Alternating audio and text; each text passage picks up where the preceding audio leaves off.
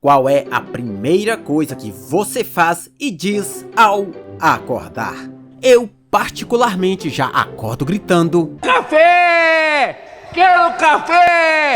É quase uma unanimidade acordar e tomar aquele cafezinho pela manhã. Mas e você? Já se perguntou em algum momento qual é a verdadeira origem do café?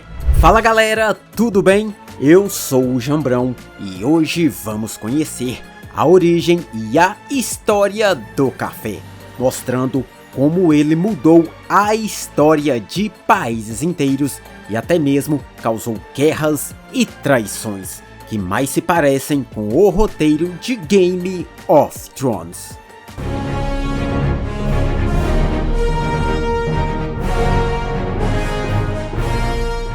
O café é uma planta que tem a sua origem no continente africano, mais precisamente na região da Cafa, na Etiópia, onde originou-se o nome café. Segundo reza a lenda, um pequeno pastor chamado Caldes percebeu que suas cabras ficavam alteradas e cheias de energia quando comiam uma frutinha vermelha que futuramente ficaria conhecida por café. Então comeu alguns destes frutos e sentiu uma grande energia tomar todo o seu corpo. Após isso, recolheu alguns grãos e levou até o curandeiro de sua tribo e contou o que tinha acontecido. Mas o mesmo desaprovou e atirou os grãos no fogo. Porém, percebeu que a queima dos grãos liberava um aroma muito bom. O curandeiro recolheu os grãos torrados e dissolveu em água, assim surgindo a primeira xícara de café de nossa história. A princípio, os povos etíopes consumiam o café cru misturado com gordura animal. Mais tarde, no intuito de usar o café com fins medicinais, surgiu a ideia de beber o café na forma de infusão, deixando a fruta em água fervente. Por volta de 525 d.C., os primeiros grãos chegaram ao Iêmen e Egito, através de invasores etíopes que atravessaram o Mar Vermelho, onde foram feitas as primeiras plantações. O hábito de se tomar café consolidou-se fortemente entre os monges, que o bebiam para ajudar a mantê-los acordados durante os longos períodos de oração e leitura. Assim, os primeiros arbustos do gênero Coffea foram plantados dentro dos monastérios islâmicos e no Iêmen, e chegaram ao Novo Mundo através dos mercadores. A cultura de se consumir café começou a se consolidar e se espalhar por toda a Arábia, que monopolizou a venda do café. Os árabes sabiam do potencial econômico de sua planta e acreditavam que a bebida tinha propriedades místicas, por isso não permitiam que nenhuma semente sequer fosse exportada.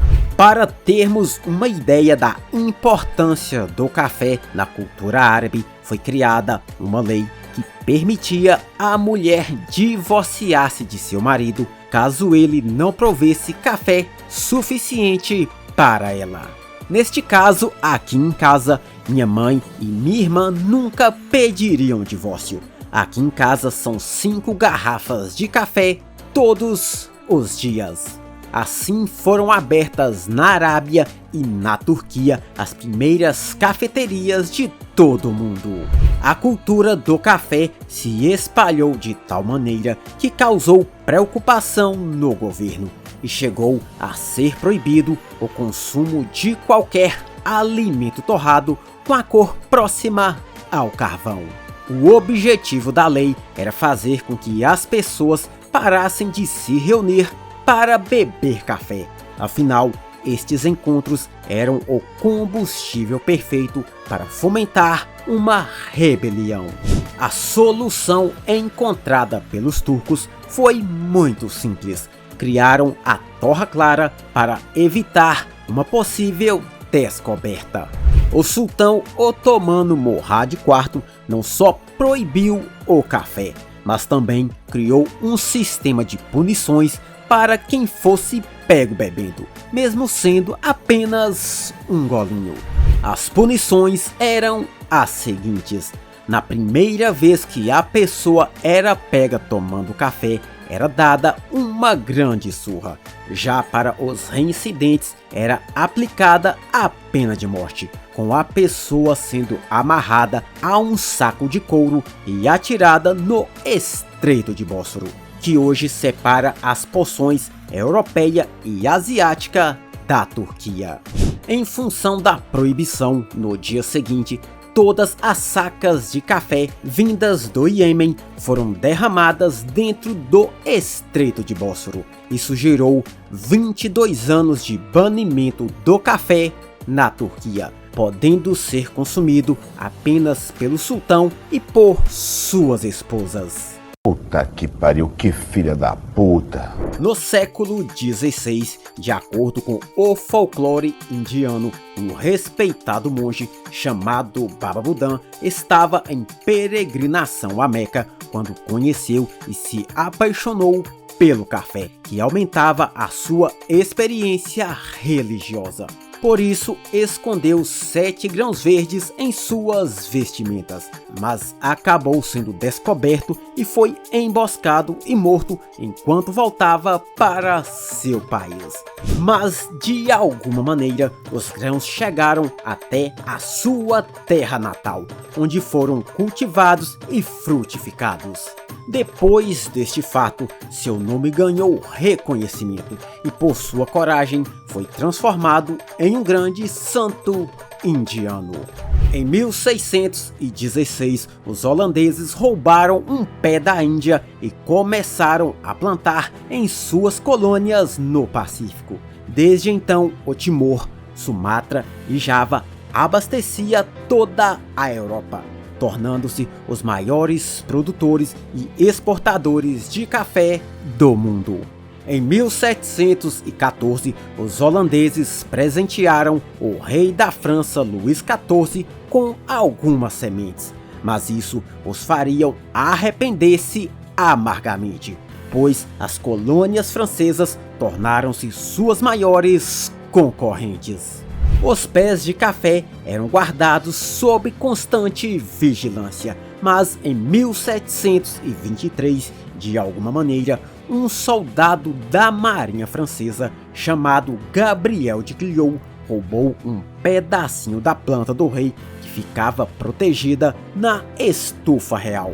A partir deste momento, o desfecho desta história mais se parece com o roteiro de um filme de aventura e ação. Após o roubo da planta, se lançou ao vasto Oceano Atlântico. Em seu diário de bordo, ele conta que a planta foi quase rasgada ao meio durante uma briga com um homem que tentou comprá-la, mas ao se recusar, tentou tomá-la à força. Dias depois, sua embarcação foi atacada por piratas, onde conseguiram se defender e fugir. Mas sua jornada ainda lhe reservava outros perigos. Depois disso, acabou enfrentando uma grande tempestade que quase levou o seu barco à deriva, o fazendo perder uma boa parte de seus suprimentos. Isso o forçou a tomar uma decisão extrema. O pouco de água que sobrou foi utilizada para regar sua preciosa planta. Contra todas as probabilidades, de Clio chegou a Martinica, no Caribe, uma das colônias francesas. O cafeeiro foi replantado em Priber e cercado por espinhos à volta para protegê-lo, e colocados escravizados africanos para vigiá-lo. Em pouco tempo, o cafeeiro cresceu e multiplicou-se, e em 1726 a primeira colheita já estava pronta.